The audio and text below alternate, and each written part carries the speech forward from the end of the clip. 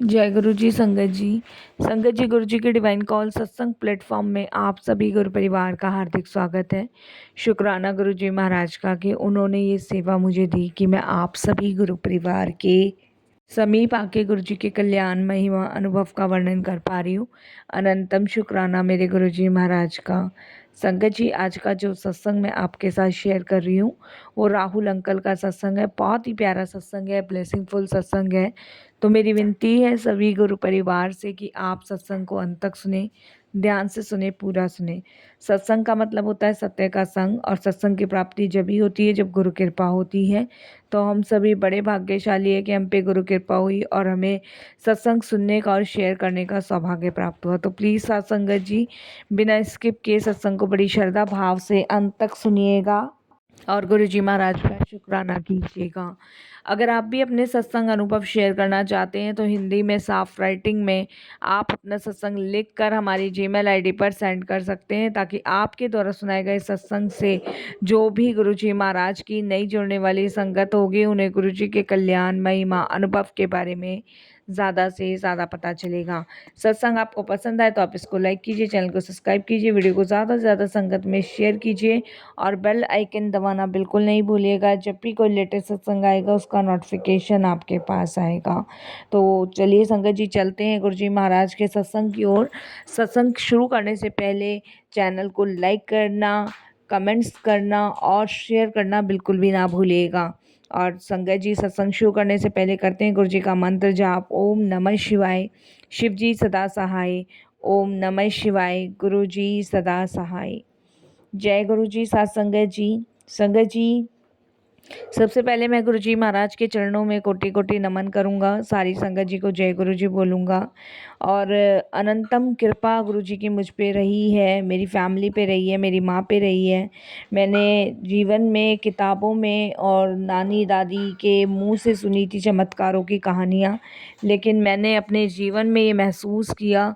इसके लिए मैं अपने आप को बड़ा भाग्यशाली समझता हूँ कि मैं भगवान परमात्मा के चरणों से जुड़ा हुआ हूँ और उनके कृपा, उनका आशीर्वाद मुझे ब्लेस हुआ है। इसके लिए गुरु जी का बहुत बहुत शुक्राना। ये जो सत्संग मैं आपके साथ शेयर कर रहा हूँ ये मैं अपनी मदर का कर रहा हूँ, और गुरु जी का बहुत बहुत शुक्राना कि मेरी माँ को नई लाइफ गुरु जी ने ब्लेस करी। शुक्राना गुरु जी। संगत जी, गुरु जी से जुड़ने से पहले मेरी माँ एक बहुत गंभीर बीमारी से घिरी हुई थी और पूरी तरीके से उस बीमारी की वजह से हम लोग बहुत परेशान थे। संगत जी, मैं एक नौकरी पेशा आदमी हूँ और संगत जी ज़्यादा इतना मतलब हम लोग फाइनेंशियली मजबूत भी नहीं हैं। सादे सिंपल लोग हैं, साधारण जीवन हमारा व्यतीत होता है और हमें ये नहीं पता था कि इतना बड़ा कष्ट, इतना बड़ा दुख हमारे जीवन में आने वाला है। मैंने कभी नहीं सोचा था। संगत जी, एक दिन मैं ऑफिस गया हुआ था और अचानक से मम्मी के पेट में दर्द हुआ और वो दर्द इतना ज़्यादा था कि उनसे सहा नहीं जा रहा था। मम्मी का मेरे पास फ़ोन आया और एकदम से वो घबराई हुई अवस्था में थी। मैं संगत जी मम्मी के पास वापस ऑफिस से आया और देखा कि वो उस समय बहुत ज़्यादा दर्द में तड़प रही थी। वो दर्द उनकी बर्दाश्त से बाहर हो रहा था। संगत जी, मैं तुरंत की तुरंत उन्हें डॉक्टर के पास लेके गया। जब मैं डॉक्टर के पास लेके गया तो डॉक्टर ने कुछ दवाइयाँ उनको लिखी और वो दवाइयाँ मैंने उनको लाके खिला दी। तो उस समय तो उनके पेट में थोड़ा-सा दर्द कम हो गया था, लेकिन वो दर्द ना बंद नहीं था। वो कम हो गया था लेकिन बंद बिल्कुल भी नहीं था। मैं थोड़ा-सा परेशान था और मम्मी के इस दर्द को देख के, और मम्मी वैसे इस दर्द से बहुत परेशान थी। फिर संगत जी, नेक्स्ट डे मैंने डॉक्टर से अपॉइंटमेंट ली और संगत जी उसके बाद मैं डॉक्टर को दिखाने गया। जब डॉक्टर ने देखा तो डॉक्टर ने कुछ टेस्ट लिखे और ये कहा कि टेस्ट करवा के ये रिपोर्ट लेकर आना हमारे पास। नेक्स्ट डे संगत जी रिपोर्ट आई और जब रिपोर्ट आई तो रिपोर्ट को लेके डॉक्टर्स के पास गए तो डॉक्टर्स ने बताया कि इनकी पित्ताशय की थैली में इन्फेक्शन है और स्टोन है और इनका तुरंत ऑपरेशन करना पड़ेगा। मैं संगत जी एकदम से घबरा गया, क्योंकि एक तो आर्थिक रूप से इतना सक्षम नहीं था और ऊपर से माँ भी बहुत कमज़ोर थी। कुछ समझ नहीं आ रहा था क्या करें क्या नहीं करें, और एकदम से ऑपरेशन सर पे। और संगत जी इन्फेक्शन और स्टोन कहाँ से हुआ। मतलब इस तरीके से दिमाग जो है ना बहुत चलने लग गया, और ये टेंशन अलग कि कुछ हो गया तो क्या होगा।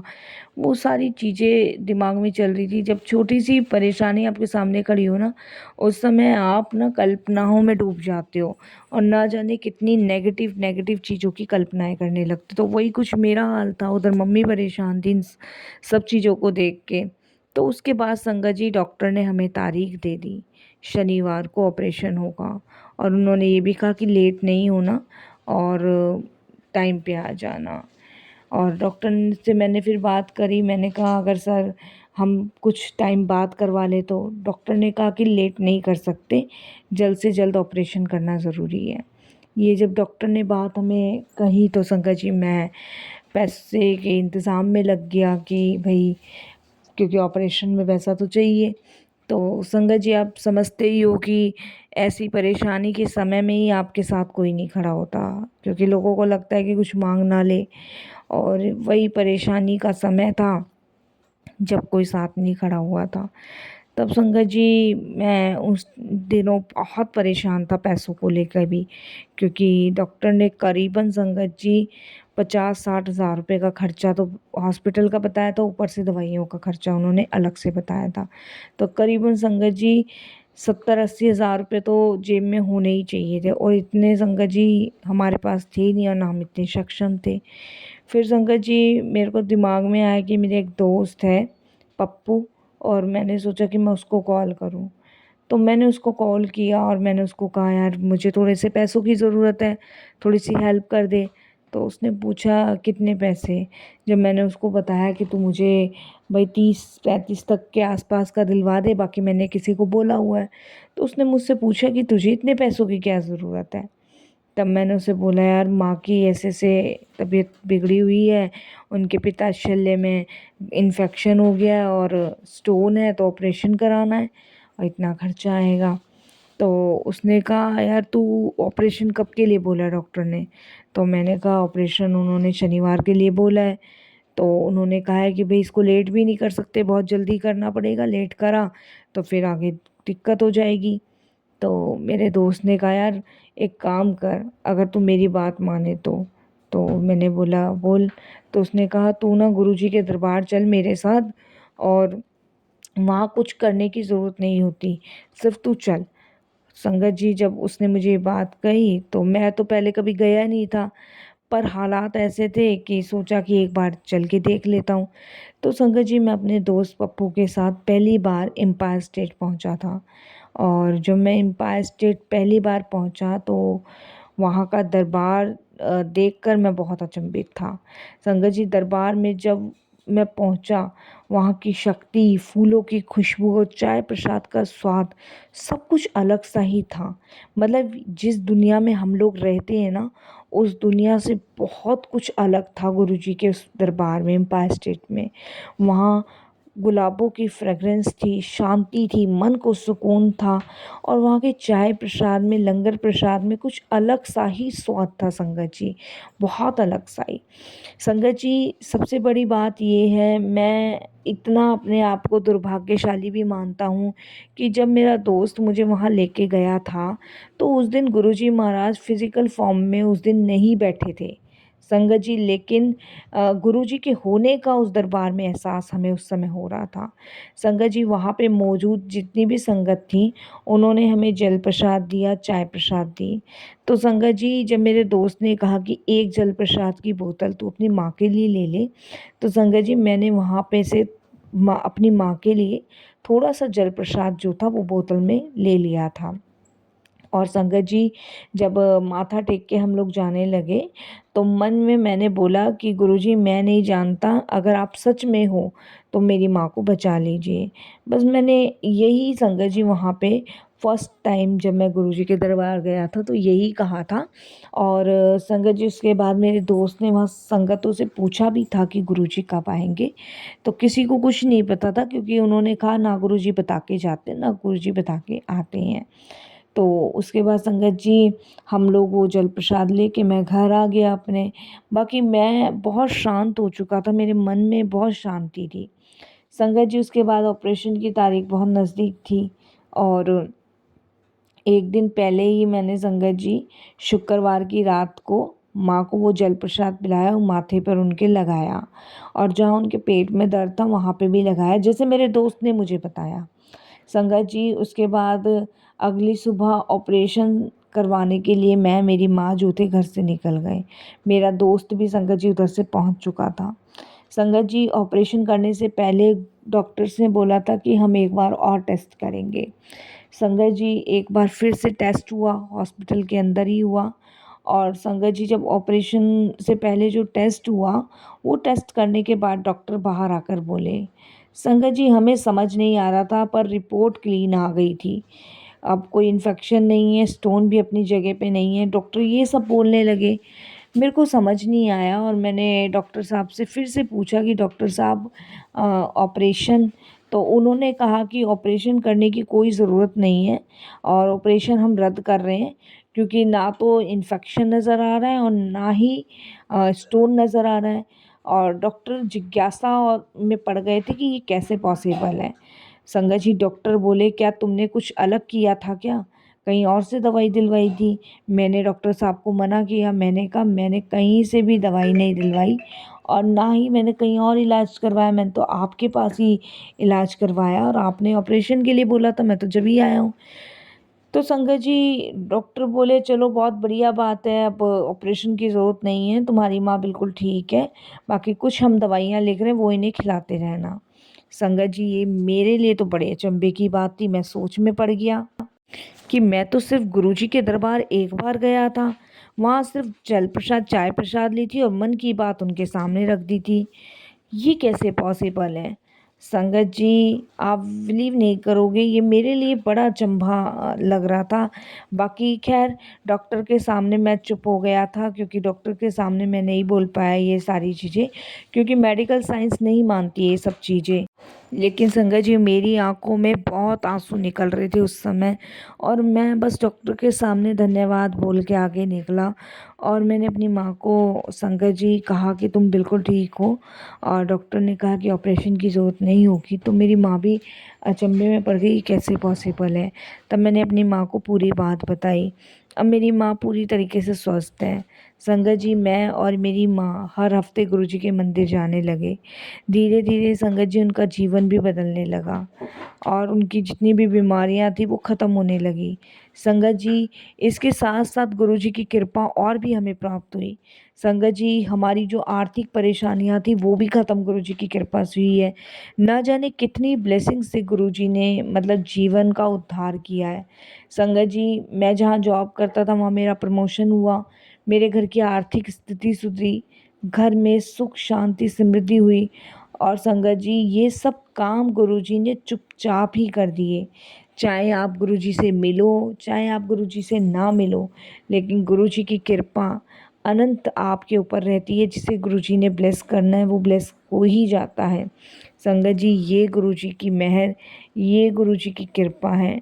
मैं तो बस यही कहना चाहूँगा साथ संगत जी, अगर डॉक्टर जवाब दे दे तो निराश बिल्कुल मत हो संगत जी। जब मेडिकल साइंस थक जाती है ना, तब गुरुजी की कृपा शुरू हो जाती है। और संगत जी गुरुजी के शब्द आज भी मुझे याद है, बिना बताए सब कुछ हो जाता है, बस भाव आपके सच्चे होने चाहिए। गुरुजी कहते हैं मैं इलाज नहीं करता, मैं कारण ही मिटा देता हूँ। तो जितना मैं शुक्राना करूँ उतना ही कम है। और संगत जी इस यही सत्संग मैंने गुरुजी के चरणों में समर्पित किया है। कोई भूल चूक हो तो क्षमा करना। यही मैं अपने सत्संग को भी विराम देता हूँ। गुरुजी के मंत्र जाप से ओम नमः शिवाय, शिव जी सदा सहाय। ओम नमः शिवाय, गुरुजी सदा सहाय। जय गुरुजी। शुक्राना गुरुजी महाराज का। संगत जी अब जो हम दूसरा सत्संग सुनेंगे वो रानी आंटी का सत्संग है। बहुत ही प्यारा सत्संग है, ये भी ब्लेसिंगफुल है। तो बिना स्किप किए बड़ी श्रद्धा भाव से आप सत्संग को सुनिएगा। जय गुरु जी। संगत जी, संगत जी मेरा नाम रानी है और ये मेरा शुक्राना सत्संग है। मैं हरियाणा से हूँ और गुरु जी के मंत्र जाप से ही अपने सत्संग की शुरुआत करूँगी। ओम नमः शिवाय, शिव जी सदा सहाय। ओम नमः शिवाय, गुरु जी सदा सहाय।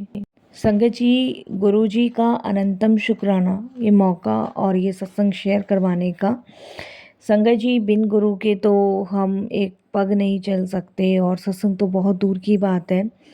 गुरुजी महाराज के साथ मेरी जर्नी 2005 में शुरू हुई थी, गुरुजी की समाधि लेने से पहले।